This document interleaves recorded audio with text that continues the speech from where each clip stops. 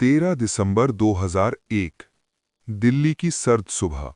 संसद भवन का सत्र अभी अभी स्थगित हुआ था। देश के सबसे सुरक्षित माने जाने वाले परिसर में कुछ ही मिनटों में गोलियों की गूंज सुनाई देने लगी और भारत पाकिस्तान के बीच युद्ध का साया अचानक और गहरा हो गया। लेकिन सवाल ये है, क्या ये हमला पूरी तरह अचानक था या कहीं किसी फाइल में, किसी वायरलेस संदेश में इसका संकेत पहले से दर्ज था? साल 2001 जम्मू कश्मीर में आतंकी गतिविधियां तेज थीं। कारगिल युद्ध को सिर्फ 2 साल हुए थे। सीमा पर तनाव अब भी पूरी तरह खत्म नहीं हुआ था। इसी बीच भारतीय खुफिया एजेंसियों को अलग अलग स्रोतों से इनपुट मिल रहे थे कि जैश-ए-मोहम्मद और लश्कर-ए-तैयबा जैसे संगठनों की नज़र किसी हाई वैल्यू टारगेट पर है।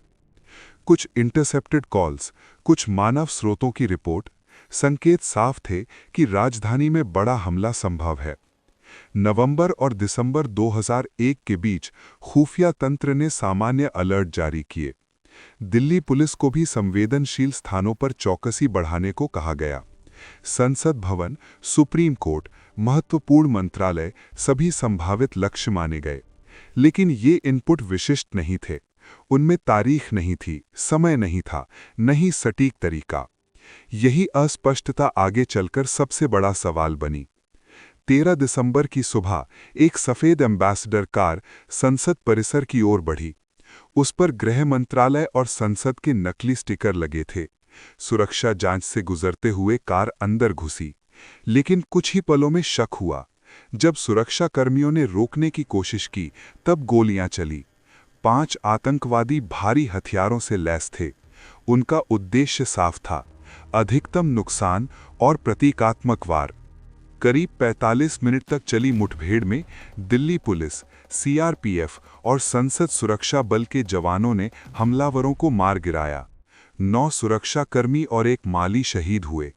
संसद भवन के भीतर मौजूद सांसद सुरक्षित रहे, लेकिन देश स्तब्ध था। ये सिर्फ एक आतंकी हमला नहीं था, ये भारतीय लोकतंत्र के हृदय पर हमला था। जांच में सामने आया कि हमलावरों का संबंध जैश-ए-मोहम्मद और लश्कर-ए-तैयबा से था। भारत सरकार ने पाकिस्तान पर इन संगठनों को समर्थन देने का आरोप लगाया। इसके तुरंत बाद ऑपरेशन पराक्रम शुरू हुआ। लगभग 5 लाख भारतीय सैनिकों की तैनाती सीमा पर की गई। पाकिस्तान ने भी जवाब में अपनी सेना आगे बढ़ाई। दोनों परमाणु शक्तियां आमने सामने थीं। दुनिया को डर था कि कहीं दक्षिण एशिया एक और बड़े युद्ध की ओर न बढ़ जाए। लेकिन इस पूरी घटना के बीच एक और सवाल उठता रहा, क्या पहले मिले इनपुट्स को बेहतर तरीके से जोड़ा जा सकता था? क्या अलग अलग एजेंसियों के पास मौजूद सूचनाएं एक केंद्रीय तस्वीर नहीं बना सकी? उस समय भारत में मल्टी एजेंसी सेंटर जैसी समन्वित संरचना अभी अपने प्रारंभिक चरण में थी। खुफिया साझाकरण का तंत्र उतना मजबूत नहीं था जितना बाद के वर्षों में हुआ।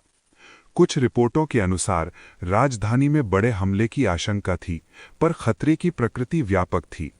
आतंकवाद रोधी तंत्र को रोज कई अलर्ट मिलते थे। हर चेतावनी को अधिकतम स्तर पर लागू करना व्यावहारिक रूप से कठिन था। यही वो बिंदु है जहां सिस्टम की सीमाएं और वास्तविक खतरे के बीच की दूरी दिखाई देती है। संसद पर हमले ने भारतीय सुरक्षा ढांचे को झकझोर दिया। इसके बाद खुफिया समन्वय में सुधार, सुरक्षा प्रोटोकॉल में बदलाव और कानूनों में संशोधन हुए। लेकिन 13 दिसंबर 2001 का दिन एक स्थायी स्मृति बन गया। एक ऐसा दिन जब चेतावनियां थीं पर स्पष्ट तस्वीर नहीं थी, अलर्ट थे पर निर्णायक संकेत नहीं थे। आज जब हम उस सुबह को याद करते हैं तो सिर्फ गोलियों की आवाज नहीं सुनाई देती, बल्कि उन अनकहे सवालों की गूंज भी सुनाई देती है। क्या हम खतरे को समय रहते पहचान पाए थे, या खतरा हमारी सूचनाओं की परतों के बीच कहीं धुंधला पड़ गया था? इतिहास कभी सिर्फ घटनाओं का रिकॉर्ड नहीं होता, वो फैसलों और चूकों का भी दस्तावेज होता है। और 13 दिसंबर 2001 हमें यही याद दिलाता है कि कभी-कभी युद्ध की शुरुआत सीमा पर नहीं, बल्कि एक अनदेखी चेतावनी से होती है।